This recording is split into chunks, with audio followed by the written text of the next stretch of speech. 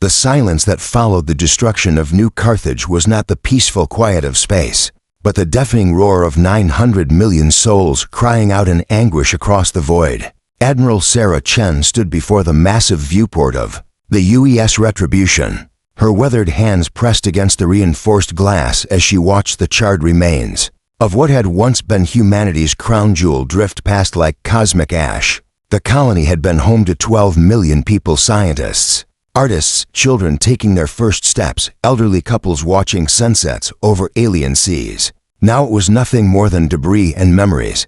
The attack had come without warning, without provocation, without mercy. The Kethmern Empire, a species humanity had never encountered before, had emerged from the dark spaces between stars like a plague of locusts. Their biomechanical ships, twisted amalgamations of living tissue and cold metal, had descended upon New Carthage with the efficiency of a surgical strike and the brutality of a genocide.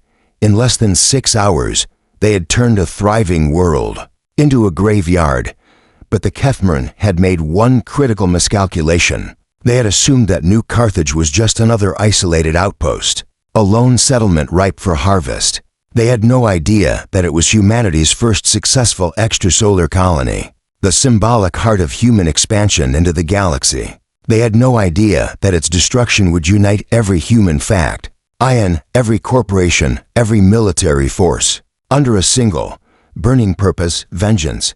The mobilization had been unprecedented in human history. Within 72 hours of receiving the distress signal's final transmission, the Combined Human Defense Council had been formed. Ancient rivalries between Earth's continental powers, the Mars Colonial Authority, the Asteroid Miners Unions, and the deep space exploration fleets were set aside in an instant.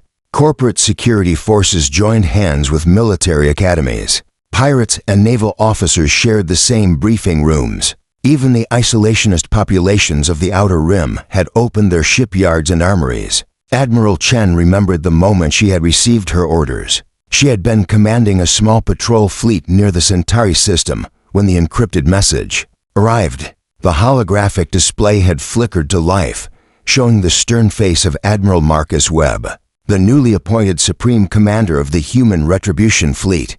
His words had been simple, direct, and had sent chills down her spine. Admiral Chen, you are hereby ordered to rendezvous with Battle Group Omega-7 at coordinates 247-88912. Your mission is to locate and destroy the alien force responsible for the annihilation of New Carthage. Rules of engagement: total warfare, no quarter given, none expected.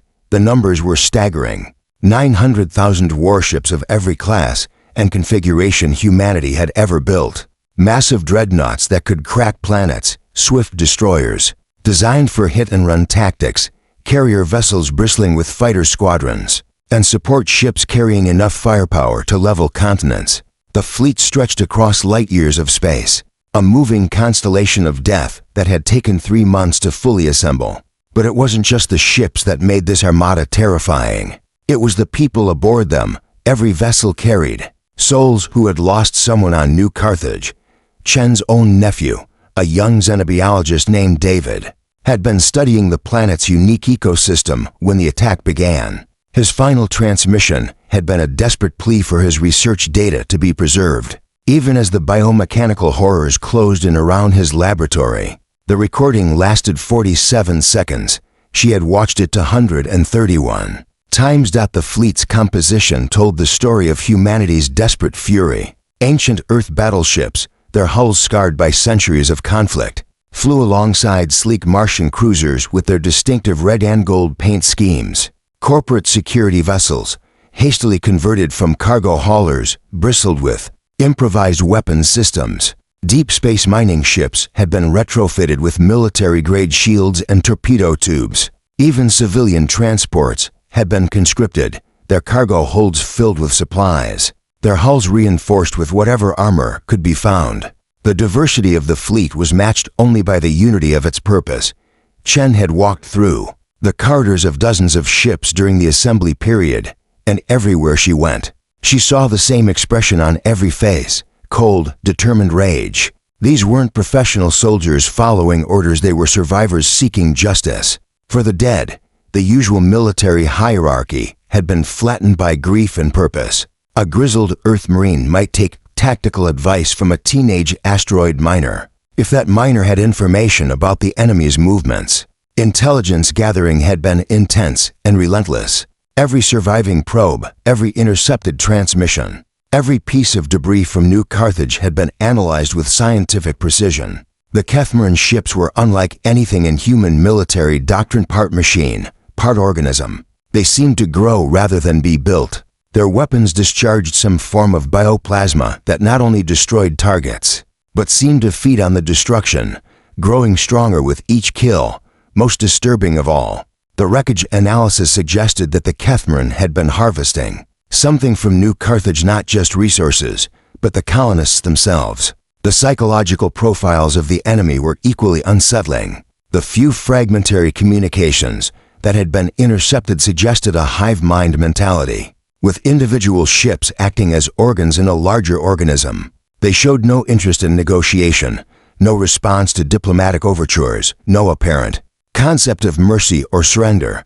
They were, in every sense that mattered, the antithesis of humanity's chaotic, individualistic nature.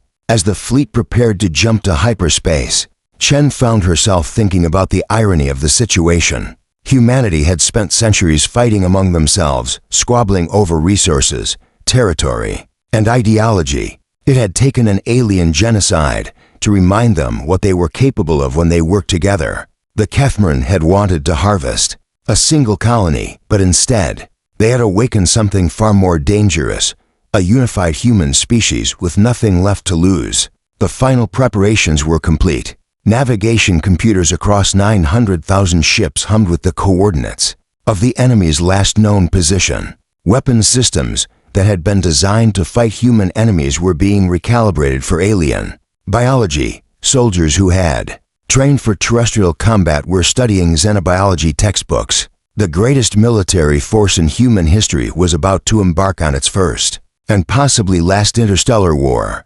Chen took one final look at the remains of New Carthage drifting past her viewport. Somewhere in that debris field were the ashes of her nephew, mixed with the dreams of 12 million souls. The Kethmaran had taken everything from this place: life, hope, future. But they had also given humanity something precious, a reason to become more than the sum of its parts. She turned away from the viewport and walked to her command chair, her footsteps echoing in the bridge's tense silence. Around her, officers from a dozen different military traditions worked side by side, their differences forgotten in the face of their common enemy. The fleet was ready. The hunt was about to begin. All ships, she spoke into her communicator, her voice carrying across the vast armada. Prepare for hyperspace jump. Today, we begin the reckoning. The hyperspace jump that followed was unlike anything in recorded human history. 900,000 vessels tearing through the fabric of spacetime simultaneously created a phenomenon that would later be called the Great Scarring, a permanent distortion in hyperspace that would serve as a monument to humanity's rage for millennia to come. As the fleet emerged from the twisted corridors of faster-than-light travel, they found themselves in a star system that defied every law of physics. They thought they understood. Captain Marcus Rivera of the exploration vessel UES Pathfinder was the first to report the anomaly. His ship, a converted deep space research platform, had been equipped with the most advanced sensor arrays in the fleet. What he saw through his instruments made him question his sanity. Admiral Chen, his voice crackled across the communication channels, barely contained excitement mixed with terror. You need to see this. The star, it's not natural. The system's sun pulsed with an organic rhythm, its surface covered in what appeared to be massive veins of living tissue. The light it cast was wrong to red, to warm, carrying with it a subsonic frequency that made humans feel nauseated and anxious. But it was the planets that revealed the true horror of what the Kethmaran had become.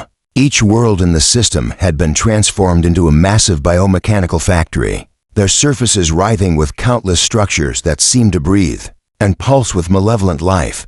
Dr. Elena Vasquez, the fleet's chief xenobiologist, had been studying the long-range scans for 3 hours when she made the discovery that would change everything. The woman who had spent her career cataloging alien life forms across the galaxy stood before the assembled command staff, her usually steady hands trembling as she activated the holographic display. "Ladies and gentlemen," she began, her voice barely above a whisper, "we're not just dealing with an alien invasion. We're looking at the remains of dozens of civilizations." The hologram flickered to life, showing detailed scans of the biomechanical structures covering the nearest planet. But as the image resolved, patterns began to emerge, architectural elements that were unmistakably familiar, a spire that matched the design aesthetics of the Centauri mining colonies, geometric patterns that could only have come from the artistic traditions of the Vegan Trade Federation, hull fragments that bore the distinctive quantum signatures of human alloy production. "The Kethmaran aren't just conquerors," Dr. Vasquez continued, her voice growing stronger with each word. "They're parasites. They don't just destroy civilizations, they absorb them, incorporate them, make them part of their collective consciousness. Every ship they build, every weapon they create, every thought they think is built on the bones of the species they've consumed." The implications hit the command staff like a physical blow. Admiral Chen felt her stomach drop as she realized the truth. New Carthage hadn't been the first human colony to fall, it had been the first to fall recently. The biomechanical horrors they faced weren't just alien invaders. They were the reanimated corpses of countless civilizations, forced to fight against their own kind in an endless cycle of consumption and horror. Lieutenant Commander James Park, the fleet's chief intelligence officer, had been quietly analyzing communication patterns since their arrival. His discovery added another layer to the nightmare. "Admiral," he reported, his voice tight with barely controlled emotion, "I'm detecting human distress signals from the surface of the third planet. They're faint, heavily encrypted, but the patterns are consistent with Colonial Defense Force protocols." The bridge fell silent except for the hum of life support systems. Human survivors. After 6 months of believing that everyone on New Carthage had been killed, there were still people alive down there. But the question that haunted everyone was, what had they become? Commander Sarah Kim, Chen's chief tactical officer, had been running probability calculations on their assault options when she noticed something that made her blood run cold. The Kethmaran fleet, if it could still be called that, wasn't arranged in any defensive formation. Instead, the biomechanical vessels orbited the planets in complex patterns that seemed almost ritualistic. It was as if they were waiting. "They know we're here," Kim reported, her voice cutting through the bridge's tension. "They've known since the moment we dropped out of hyperspace, but they're not attacking. They're welcoming us."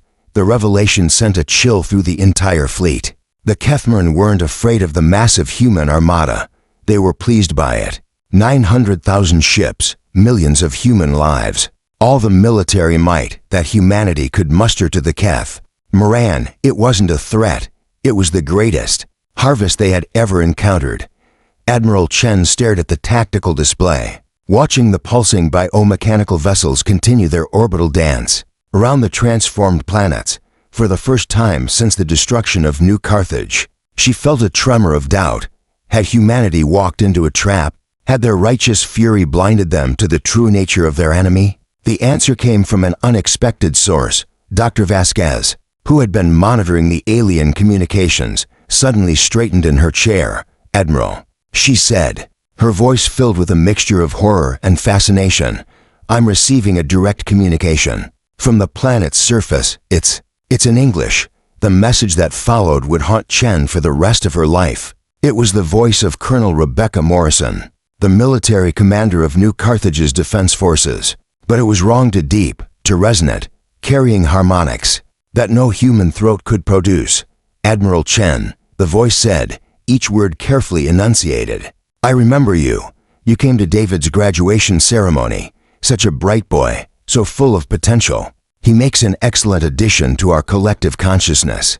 The revelation hit Chen like a physical blow. Her nephew David, the young xenobiologist she had mourned for 6 months, was still alive, but he was no longer human. He had become part of something vast and alien, his memories and knowledge absorbed into the Kethmaran collective. And now, through him, they knew everything about human military doctrine, human psychology, human weaknesses. "We have been waiting for you," the voice continued. now carrying undertones that sounded like multiple people speaking in unison. Your species shows such promise, such diversity, such passion. You will make excellent additions to our family. The others, the Centaurians, the Vegans, the Andromedans, they fought with logic and strategy. But you fight with your hearts. How wonderfully chaotic, how perfectly human. The communication ended with a sound that might have been laughter. If laughter could be produced by 1,000 voices speaking in perfect, terrifying harmony. The bridge fell silent, the weight of their situation settling over the command staff. Like a shroud, Chen looked around at her officers, seeing her own horror reflected in their faces. They had come seeking vengeance for the dead, only to discover that the dead were not gone. They had been transformed into something worse than death. The Kethmern hadn't just killed the colonists of New Carthage. They had made them complicit in their own destruction and the destruction of others. But as the initial shock wore off, Chen felt something else rising in her chest, not despair, but a cold, determined fury that made her earlier anger seem like a gentle flame. The Kethmern had made a fundamental error in their understanding of humanity. They had assumed that learning of the colonists' fate would break the human spirit, would make them surrender in the face of such horror. Instead, it had revealed the true depth of human determination. The colonists of New Carthage weren't just victims anymore, they were prisoners, held against their will in an alien consciousness that had perverted everything they had been. And if there was one thing that humans would never tolerate, it was the enslavement of their own. All ships, Chen spoke into her communicator, her voice carrying a new edge of steel. Prepare for combat operations. We're not just fighting for the dead anymore. We're fighting for the living. We're going to bring our people home. The first wave of the assault began at 06 for 7 hours, ship's time, with a simultaneous barrage from 50,000 heavy cruisers that lit up the twisted star system like a second sun. The biomechanical defenders responded with movements that defied military logic. Their ships didn't dodge or retreat, but instead flowed like liquid mercury, reforming into new configurations even as human weapons tore through their hulls. What should have been a devastating opening strike became a grotesque ballet of destruction and regeneration. Captain Lisa Zhang of the UES Thunderstrike watched in horror as her ship's quantum torpedoes struck a Kethmern vessel, tearing it apart in a brilliant explosion of bioplasma and twisted metal. But instead of debris, the destroyed ship's remains began to flow toward other enemy vessels, merging with them, making them larger and more powerful. They're not dying, she reported over the tactical channel, her voice tight with disbelief. They're evolving. The revelation that the enemy fleet was essentially a single organism, capable of infinite reconfiguration, sent shockwaves through the human command structure. Admiral Chen found herself facing a tactical nightmare that no military academy had prepared her for. How do you fight an enemy that becomes stronger with each casualty you inflict? How do you maintain formation against foes who can reshape themselves at will? The answer came from an unexpected source, Dr. Vasquez, who had been monitoring the alien communications throughout the battle, suddenly burst into the command center with eyes blazing with discovery. Admiral, I've been analyzing the biomechanical integration patterns. The Kethmern aren't just one collective consciousness, they're multiple consciousness layers, each one corresponding to a different absorbed civilization. The human layer is the newest, the weakest. If we can find a way to communicate with it directly. You're talking about reaching out to the absorbed colonists, Chen realized, her tactical mind already racing through the possibilities, using them as a weapon against their captors. What followed was the most desperate gambit in human military history. Dr. Vasquez, working with a hastily assembled team of psychologists, linguists, and communication specialists, began broadcasting on frequencies that matched human brainwave patterns. Their message was simple but profound. Remember who you are. Remember what you were. Remember that you are still human. The response was immediate and terrifying. The Kethmern fleet began to convulse, their biomechanical ships writhing in space. As if in agony, from the planet's surface came a cacophony of voices, thousands of absorbed colonists screaming in unison, their consciousness briefly breaking free from the collective that had imprisoned them. For 17 minutes, the enemy fleet was paralyzed by internal conflict. It was Captain Rivera who recognized the opportunity. His modified exploration vessel, equipped with the most sophisticated sensor arrays in the fleet, had been monitoring the quantum signatures of the enemy ships. "Admiral," he reported, his voice crackling with excitement, "I'm detecting massive energy fluctuations in their power cores. Whatever Dr. Vasquez is doing, it's disrupting their biological integration systems. They're vulnerable."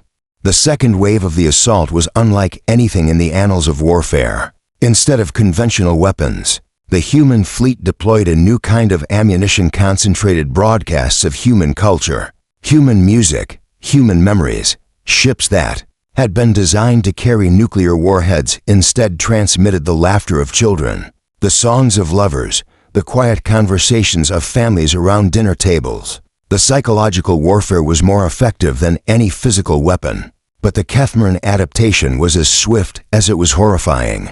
The collective consciousness began to fight back, not with weapons, but with the memories of the absorbed civilizations. Human ships suddenly found themselves bombarded with the death screams of the Centaurian colonies, the final prayers of the Vegan Trade Federation, the desperate last words of 1,000 extinct species. The psychological assault was so intense that several ship crews suffered complete mental breakdowns. Commander Park, monitoring the enemy's communication patterns, made a discovery that chilled him to the bone.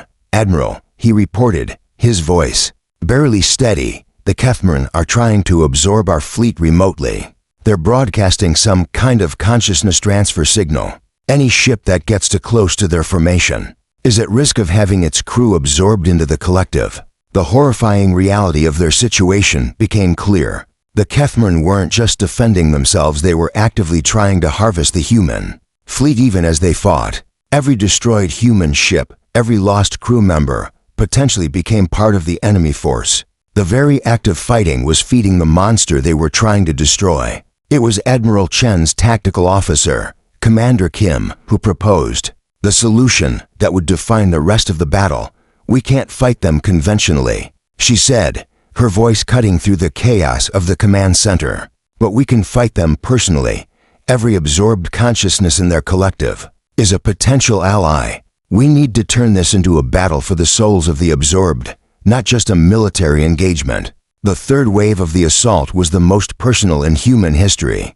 Instead of anonymous weapon strikes, individual human ships began targeting specific biomechanical vessels, broadcasting personal messages to the absorbed colonists they knew were trapped within. A mother from the outer colonies called out to her daughter, who had been studying archaeology on New Carthage. A husband from Mars pleaded with his wife to remember their wedding day. Children sent drawings to their teachers who had been trapped. In the collective, the effect was beyond anything the human commanders had hoped for. The Kethmaran fleet began to fragment, not physically but psychologically. Individual biomechanical ships started to break away from the collective formation, their absorbed human consciousness fighting for control. Some ships turned on their own allies, the human memories within them rebelling against the alien consciousness that had enslaved them. But the most profound moment came when Admiral Chen herself opened a communication channel to the biomechanical vessel that had been broadcasting with her nephew's voice.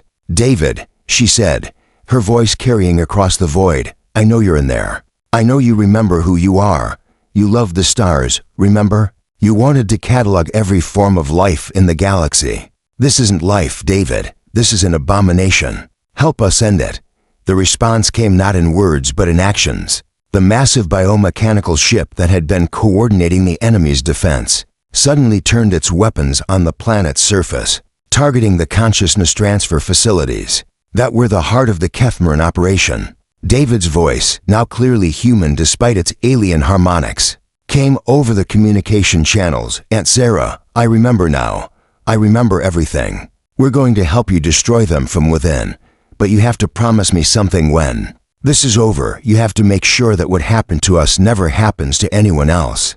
The battle that followed was unlike anything in recorded history. It wasn't just humans fighting aliens, it was a civil war within the collective consciousness itself, with absorbed civilizations fighting for their freedom against the parasitic intelligence that had enslaved them. The biomechanical ships turned on each other, their weapons systems guided by the memories and knowledge of the civilizations they had consumed. As the enemy fleet tore itself apart, Admiral Chen realized that they had accomplished something unprecedented. They hadn't just defeated the Kethmaran, they had liberated an entire collective of enslaved civilizations. The victory came at a terrible cost, but it also offered something that humanity had never dared to hope for, the possibility of bringing their people home. The war was far from over, but for the first time since the destruction of New Carthage, Admiral Chen allowed herself to feel a glimmer of hope. They had found a way to fight the unthinkable. They had found a way to save the unsavable. And in the twisted star system, where nightmares were born, they had proven that the human spirit could survive even the most complete form of domination. All ships, she broadcast to the fleet, watching as the last of the enemy vessels turned their weapons on the consciousness transfer. Facilities, prepare for planetary assault. We're going down there, and we're bringing everyone home.